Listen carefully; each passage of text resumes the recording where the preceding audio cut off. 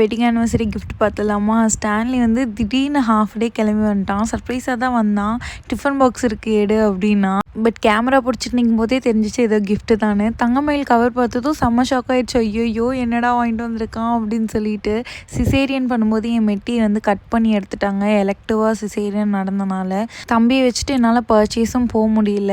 அதனால நான் வாங்காமையே இருந்தேன். இப்போ ஸ்டான்லி அதை வாங்கிட்டு வரும்போது ரொம்ப இமோஷ்னலாக இருந்துச்சு. பரவாயில்லையே ஞாபகம் வச்சுருக்கான் அப்படின்னு சொல்லிட்டு என்னால் ஒரு மாதிரி ஹாப்பினஸ் தாங்கவே முடியல. சடன் சர்ப்ரைஸ் எல்லாம் எனக்கு டக்குன்னு ரியாக்ஷனும் வராது. பேர் தான் அவன் ரியாக்ஷன் கொடுக்க மாட்டான் அப்படின்னு.